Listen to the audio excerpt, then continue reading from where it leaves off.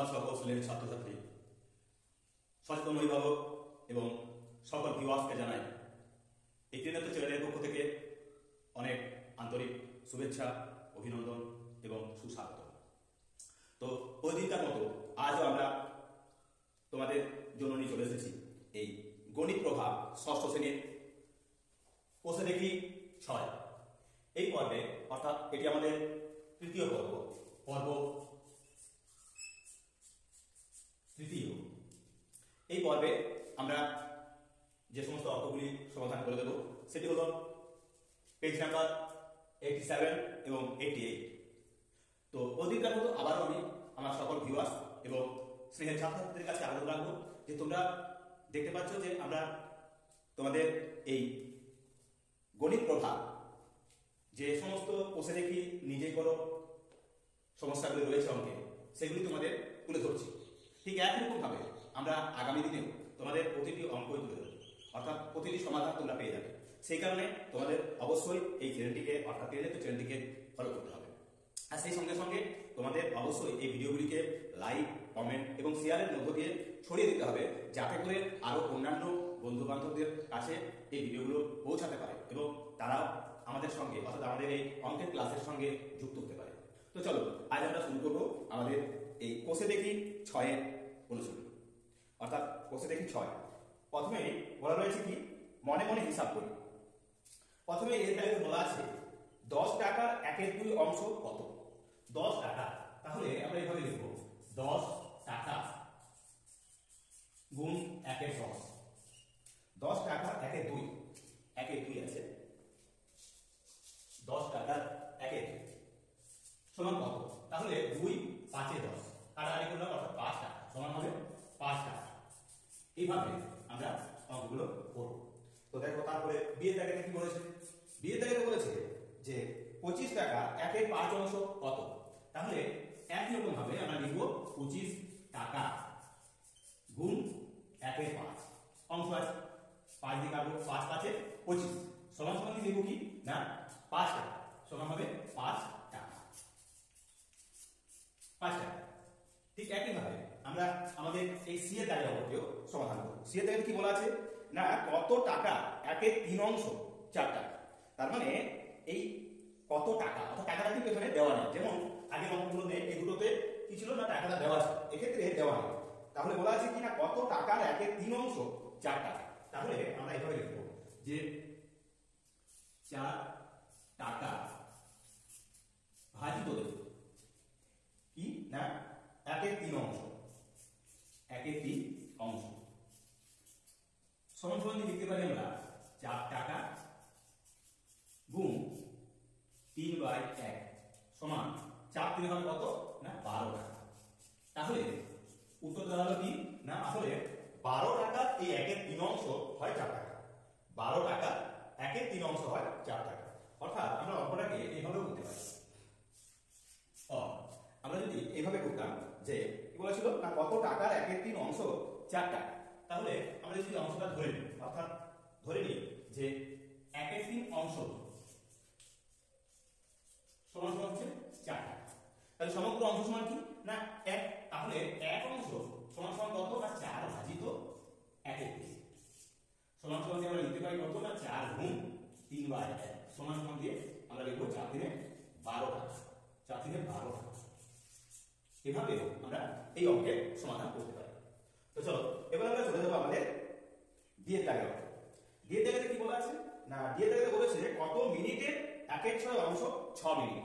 অর্থাৎ এই আগের অঙ্কটির মতোই, অর্থাৎ 3 দাগের অঙ্কটির মতোই আমরা এই পদ্ধতিতেও করতে পারি, আবার এই পদ্ধতিতেও করতে পারি, কোনো সমস্যা নেই। তোমাদের যদি কোনো সমস্যা থেকে থাকে তাহলে অবশ্যই কমেন্ট বক্সে জানাবে।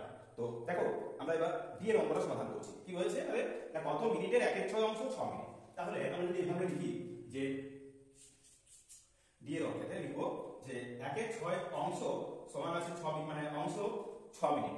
কত মিনিটের 1/6 অংশ, তাহলে আমরা লিখব এইভাবে যে 6 মিনিট সরাসরি আমরা লিখছি 6 মিনিট ভাজিত 1/6 অংশ সমান সমান দিয়ে আমরা লিখব 6 গুণ 6/1 সমান হবে 36 মিনিট। 36 মিনিট। তাহলে কি দাঁড়ালো না, ব্যাপারটা দাঁড়ালো এই যে 36 মিনিটের 1/6 অংশ হয় 6 মিনিট। তো এইভাবে আমরা কাগজ, অর্থাৎ আমরা এই যে অঙ্কটি বার করলাম অর্থাৎ 3 এর দাগে মানে সি এর দাগে অঙ্কের সমাধান করলাম, সেইভাবে আমরা এটা সমাধান করে দিলাম। তোমরা এটাকে এইভাবে করতে পারো, অর্থাৎ কি না 1/6 অংশ সমান 6 মিনিট, তাহলে 1 অংশ সমান কত, এইভাবেও তোমরা অঙ্কটা সমাধান করতে পারো। তো চলো এবার আমরা চলে যাবো আমাদের ই এর দাগের অঙ্ক। আমরা শুরু করবো ই এর দাগের অঙ্ক। ই এর দাগের অঙ্কে বলা আছে আমি মালা থেকে তার এক ঝুড়ি আমের 1/3 অংশ আম নিলাম। আমি যদি 7টি আম নিই তাহলে মালার ঝুড়িতে কতগুলি আম ছিল হিসাব করি। তাহলে কি নেওয়া হয়েছে না 1/3 অংশ আম নিলাম। আমি যদি 7টি আম নিই অর্থাৎ 1/3 অংশ মানেই হলো 7টি। তো আমরা অর্থাৎ সি এবং ডি এর দাগে যে অঙ্ক দুটি সমাধান করলাম, অর্থাৎ এক প্রকার কি না সমীকরণ আকারে যে ছিল, এখানে এটা লিখিত অঙ্ক রয়েছে, তো সেটার সমাধান আমরা ঠিক একই রকম ভাবে আমরা করতে পারি। অর্থাৎ এভাবে লিখতে পারি আমরা যে কি রয়েছে না 7টি আম নিয়েছি, তাহলে 7 ভাজিত 1/3 অংশ সমান 7 গুণ 3/1 সমান 21টি আম। অর্থাৎ 21টি আমের মধ্য থেকে কি করা হয়েছিল না 7টি আম নেওয়া হয়েছিল। তাহলে এখানে বলা আছে কি না আমি যদি 7টি আম নিই তাহলে মালার ঝুড়িতে কতগুলি আম ছিল। তাহলে উত্তরটা কি হবে না অতএব মালার ঝুড়িতে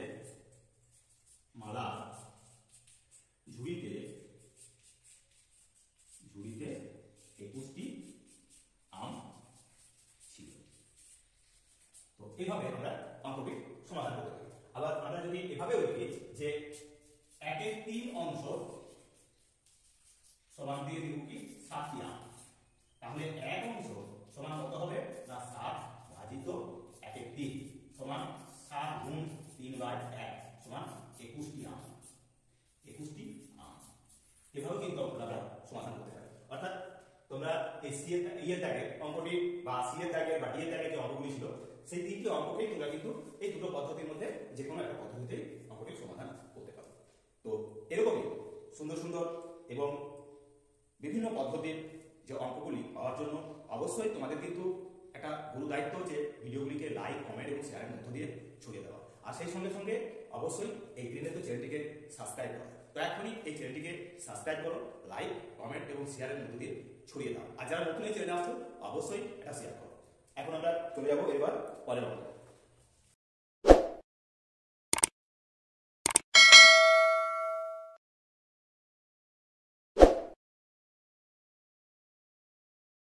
পাতা 88 জি এর দাগের অঙ্ক।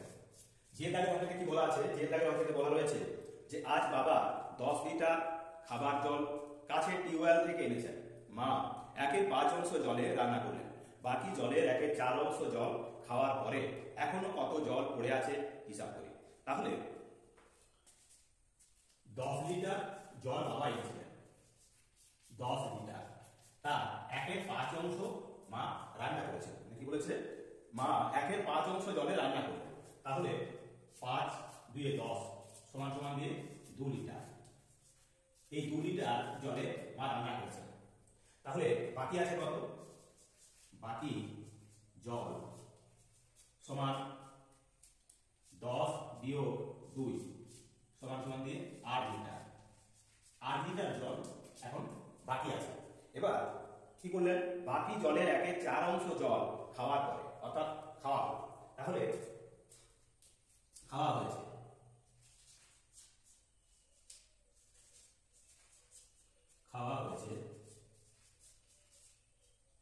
সমান সমান দিয়ে লিখবো কি না 8 লিটার আছে, সেই 8 লিটারের 1/4 অংশ, অর্থাৎ 8 গুণ 1/4, তাই 4 2 8 সমান 2 লিটার, অর্থাৎ 2 লিটার জল খাওয়া হবে। তাহলে খাওয়ার পরে আর কত লিটার জল থাকবে?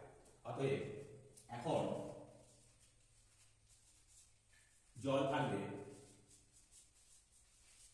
সমান সমান দিয়ে লিখবো আমরা 8 বিয়োগ 2 সমান 6 লিটার। তাহলে বাবার আনা জলের এখনো 6 লিটার জল পাত্রে থাকবে।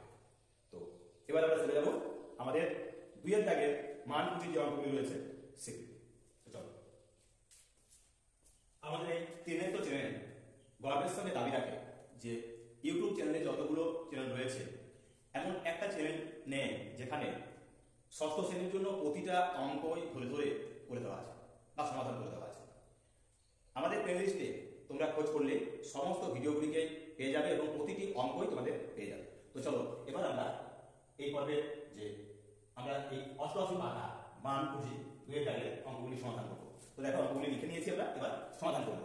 কি রয়েছে না 3 গুণ 2 এর 6 এর 11। তো এক্ষেত্রে কি করবো না এক্ষেত্রে অঙ্কটা অতি সহজ, অর্থাৎ লবে লবে গুণ হবে আর হরে হরে, অর্থাৎ লব এখানে 3 এখানে 6, এখানে হর কি আছে কিছু নাই মানে নিচে একাই হবে, তাহলে একা একা অর্থাৎ 6 3 হবে 18/11। এটা যদি আমরা পূর্ণ করে নিই তাহলে কি হবে, অর্থাৎ কত পূর্ণ মানে এটাকে মিশ্র ভগ্নাংশ করে নেব, তাহলে 11 কে 11/11 কে 11 7 এর 11, অর্থাৎ 1 পূর্ণ 7 এর 11। ঠিক একই রকম ভাবে আমরা যদি 2 এর জায়গায় অঙ্কটা করি তাহলে কি দেখতে পাবো না এক্ষেত্রে আছে 11 গুণ 2 এর 3। এক্ষেত্রেও আমরা এই একের দাগের অঙ্কটির মতোই এটিও আমরা সমাধান করব। 11 2 এর 22/3 সমান একে মিশ্র ভগ্নাংশে পরিণত করলে আমরা এই 22 কে 3 দিয়ে ভাগ দেব। কতবার যাবে না 3 7 তে 21, 7 বার যাবে, থাকবে 1 ভাগশেষ, সেই 1 ভাগশেষ হবে লব আর নিচে 3 থাকবে, অর্থাৎ হর এক্ষেত্রে ভাজক 3, তো 3ই থেকে যাবে তাহলে হবে 7 গুণ 1 1 3। ঠিক একই রকম ভাবে আমরা এই অঙ্কটি সমাধান করব, কিন্তু এই অঙ্কটি সমাধান করতে যাওয়ার আগে আমাদের দেখতে হচ্ছে যে এটা একটা মিশ্র ভগ্নাংশ রয়েছে। তো প্রথম অবস্থায় আমরা কি করব, একে মিশ্র অবস্থা থেকে আমরা অপ্রকৃত ভগ্নাংশে নিয়ে আসবো। তাহলে 7 এর 3 গুণ 2 দিয়ে 4 4 3 7 7/2 সমান সমান কি পাবো আমরা না এক্ষেত্রে পাচ্ছি আমরা 7 7 এ 49, অর্থাৎ লবে লবে গুণ 49 আর 2 3 হবে 6 সমান দিয়ে এখানে যদি আমি মিশ্র ভগ্নাংশে পরিণত করি তাহলে হবে কি না 6 8 এ 48, অর্থাৎ 8 বার যাবে, তাহলে 6 8 এ 48 1/6, অর্থাৎ 6 8 পূর্ণ 1 এর 6 হবে 73। ঠিক একই রকম ভাবে আমরা এই অঙ্কটি সমাধান করব।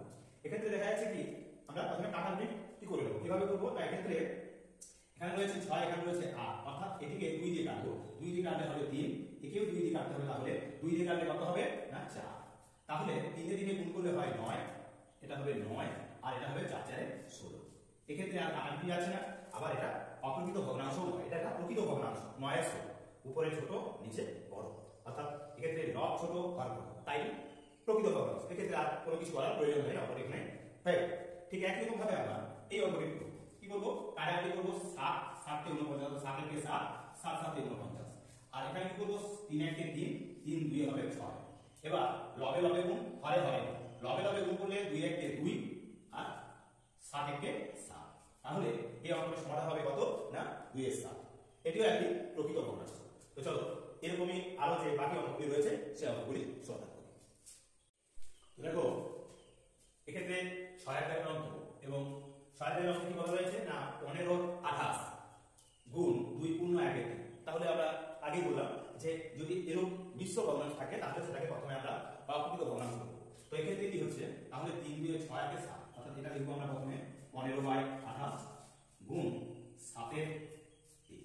7 এর 3 কি করব না 3 দুগুণে 6 এর 7, অর্থাৎ এই পূর্ণ সংখ্যা এবং হরের সঙ্গে গুণ করব, দিয়ে উপরের লবের সঙ্গে যোগ করব, দিয়ে 7 এর। তাহলে কাটাকাটি করব, 7 4 এ হবে 28 আর 3 5 এ হবে 15, তাহলে কি পাচ্ছি না তাহলে পেলাম আমরা 5 এর 4 সমান সমান দিয়ে উত্তরটা কি হবে না 5 এর 4, অর্থাৎ এটা একটা কি আছে না অপ্রকৃত ভগ্নাংশ। এক্ষেত্রে আমরা এই অপ্রকৃত ভগ্নাংশটাকে মিশ্র ভগ্নাংশে পরিণত করব, অর্থাৎ 5 এর 4 হয়ে যাবে কি 1 পূর্ণ 1 এর 4, অর্থাৎ 4 1 এর 4 কে 5, অর্থাৎ 5 কে আমরা 4 দিয়ে ভাগ করলাম, তাহলে পেয়ে গেলাম 1 পূর্ণ 1 এর 4। ঠিক একই রকম ভাবে এই অঙ্ক সমাধান করব। কি আছে প্রথমে 4 আর 13 দিয়ে গুণ করব, 4 3 52 আর 8 হবে 7/13 গুণ 5 7 এ 35 35 আর 4 এ হবে 39 39 এ 5। এবার কাটাকাটি করব, 13 3 এ হবে 39, 13 কে 13 5 12 এ হবে 7, তাহলে লবে লবে গুণ হরে হরে, এক্ষেত্রে 1 আছে, এক্ষেত্রে কি আছে লবে আছে 12 আর 3 12 3 হবে 36 আর হরে হরে গুণ করলে 1 হয় 1 1 কে 1, তাহলে 36 হবে উত্তর, অর্থাৎ 1 লেখার প্রয়োজন। তাহলে এই 7 এর দাগের অঙ্কটি আমাদের হয়ে গেল। এবার দেখো এই 8 এর দাগের অঙ্ক কি হয়েছে 2 পূর্ণ 3 এর 5, মানে 5 2 10 10 3 13 সমান সমান লিখবো আমরা 13/5 গুণ 6। এক্ষেত্রে এর নিচে আই জানবো 1, তাহলে কত হলো না এক্ষেত্রে লবে লবে গুণ করব, অর্থাৎ 13 6 হবে 78 78 বাই কত না 5। এক্ষেত্রে 78 যদি আমরা পাই দিয়ে ভাগ করি তাহলে কত হবে উত্তর না এক্ষেত্রে উত্তরটি হবে 5 1 কে 5, অর্থাৎ ভাগ দিচ্ছি আমরা 2 থাকে 28 5 5 এ 25 3/5। তাহলে এটি হবে উত্তর, অর্থাৎ কি হলো না 15 পূর্ণ 3/5। এইভাবে আমরা আমাদের এই 2 এর দাগের যে অঙ্কগুলি ছিল সেগুলিও তোমাদের সমাধান করে দিলাম। এবার আমাদের যে লেখা অঙ্কগুলি রয়েছে সেই লেখা অঙ্কগুলি তোমাদের এবার বলেতেই আমরা সমাধান করে দেবো। তো চলো, আশা করি তোমরা এই সমস্ত অঙ্কগুলি বুঝে গিয়েছো। তো চলো এবার আমরা তোমাদের 3 এর দাগের এবং 4 এর দাগের যে অঙ্কগুলি রয়েছে 4, 5, 6, 7 এই অঙ্কগুলি আমরা তোমাদের সমাধান করব। তো দেখো এবার 3 এর দাগের অঙ্কটি। 3 এর দাগের অঙ্কে বলা আছে একটি বালতিতে 1/2 লিটার জল ধরে।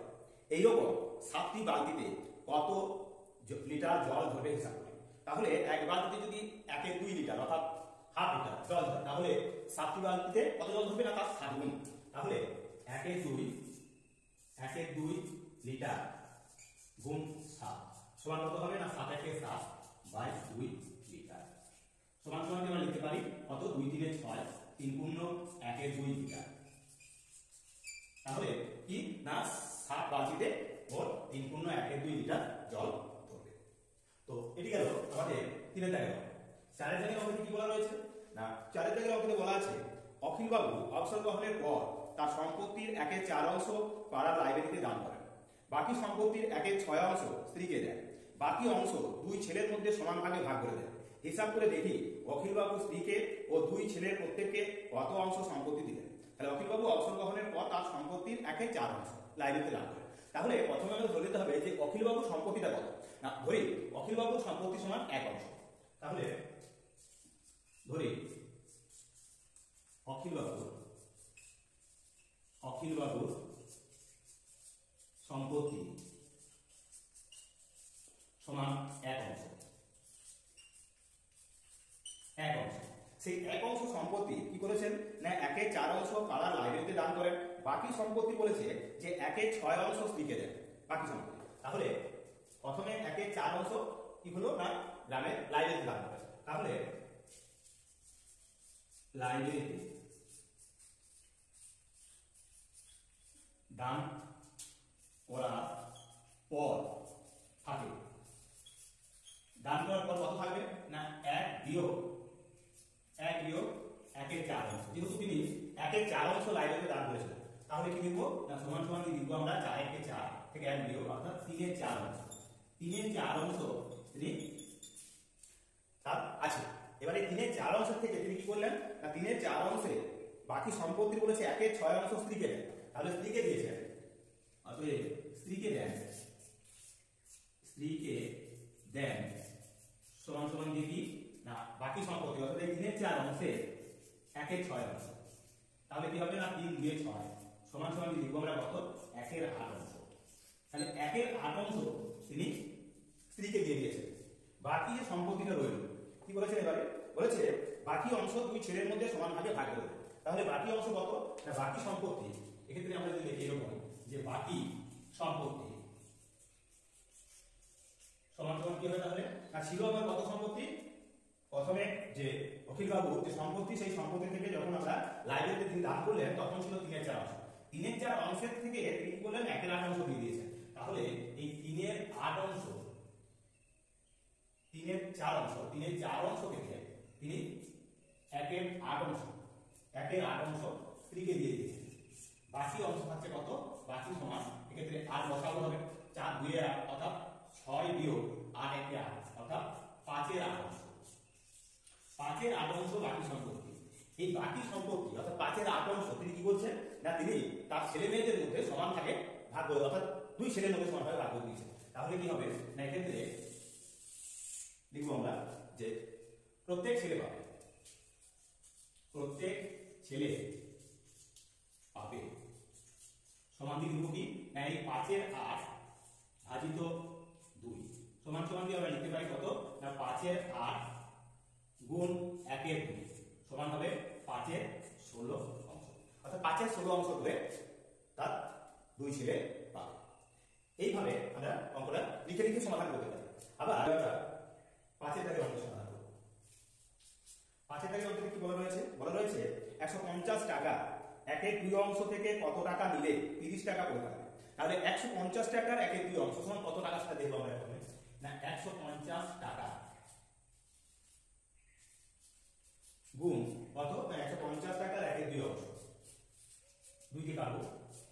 7 14, 1 থাকে 10, 2 5 10 সমান সমান কি লিখবো আমরা 75 টাকা।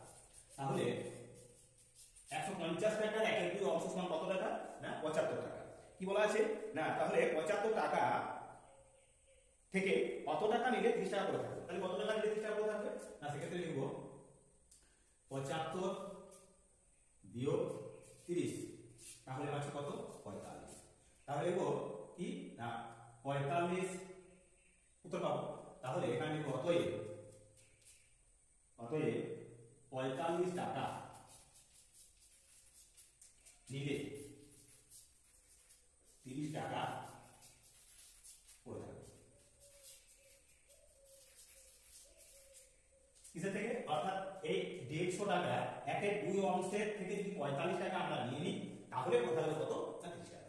তাহলে প্রথমে আমরা এই 150 টাকার 1/2 অংশ সমান কত টাকা সেটা বার করলাম।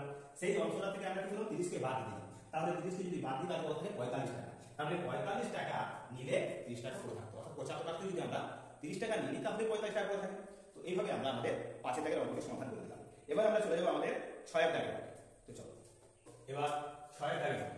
6 দাগের অঙ্কে বলা আছে 6 এর সাথে 3 গুণের সাথে কত যোগ করলে 2 পূর্ণ 6 এর 7 হবে। তো এক্ষেত্রে এই অঙ্কের সমাধান করার ক্ষেত্রে আমরা সরলের মতো করে সমাধান করব। তো দেখো কিভাবে করি। তাহলে বলা আছে কি না 2 পূর্ণ 6 এর 7 হবে কি না যোগ করলে, অর্থাৎ এটা কি আমরা বিয়োগ চিহ্ন দিলাম। এবার কি বলেছে না 6 এর সাথে 3 গুণের সাথে, অর্থাৎ এক্ষেত্রে 6 এর 7 এর 3 গুণ। অঙ্কটা কিভাবে ছিল না এভাবে ছিল যে 6 এর 7 এর 3 গুণের সঙ্গে কত যোগ করলে 2 পূর্ণ 6 এর 7 হবে। তো আমরা কি করলাম না উল্টিয়ে দিলাম, অর্থাৎ 2 পূর্ণ 6 এর 7 বিয়োগ আমরা কি করলাম না এদের গুণ আকারটা লিখলাম। তাহলে কি করব? প্রথমে 7 দিয়ে 14 আর 6 হবে 20, 20 বাই 7 বিয়োগ এক্ষেত্রে গুণ করলে কি হচ্ছে না 3 6 18, 18 বাই 7। এক্ষেত্রে লসাগু হবে কত না 7। তাহলে 20 বিয়োগ 18 সমান 2 এর 7। এটি হবে আমাদের উত্তর। তাহলে উত্তরটা কি হবে না উত্তরটা হবে যে 6 এর 7 এর 3 গুণের সঙ্গে যদি আমরা 2 এর 7 যোগ করি তাহলে আমরা পাবো যোগফল আকারে কি পাবো না 2 পূর্ণ 6 এর 7 পাবো। তো এইভাবে আমরা আমাদের এই 6 দাগের অঙ্কটিও আমাদের সমাধান করে দিলাম। এবার আমরা চলে যাব আমাদের 7 দাগের অঙ্কে। তো চলো এবার আমরা করব 7 দাগের অঙ্কের সমাধান। এটি হলো আমাদের এই পর্বের শেষ অঙ্ক। তো অবশ্যই অঙ্কটি দেখো এবং প্রশ্নটি বা এই অঙ্কটি প্রায়শই পরীক্ষায় আসে। তো এখানে বলা আছে শহরে একটা অনুষ্ঠানে প্রথম বছর 1400 জন দর্শক এসেছিলেন। পরের বছর দর্শক সংখ্যা প্রথম বছরের চেয়ে 7 এর 10 অংশ বেড়ে গেল। পরের বছর মোট কতজন দর্শক এসেছিল হিসাব করি। তাহলে প্রথম বছর দর্শক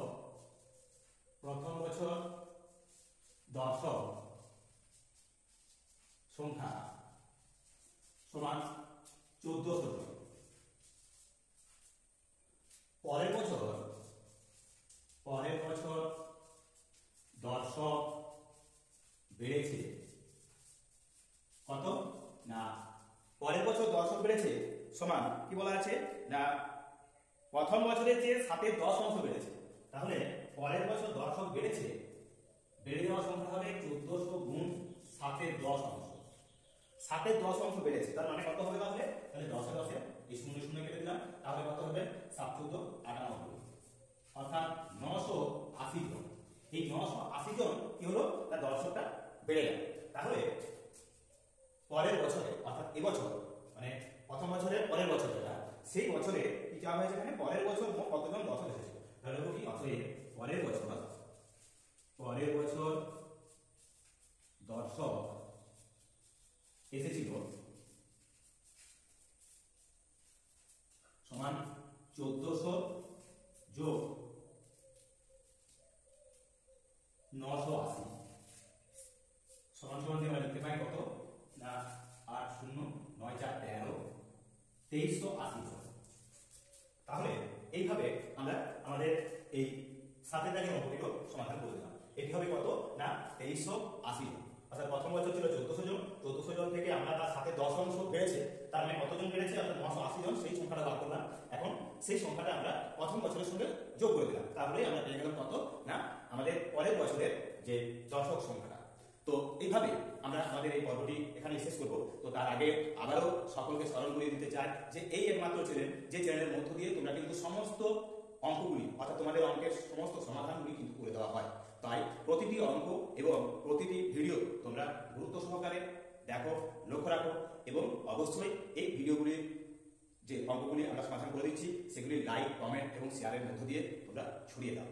তো আজ এখানেই আমাদের ভিডিওটি শেষ করছি।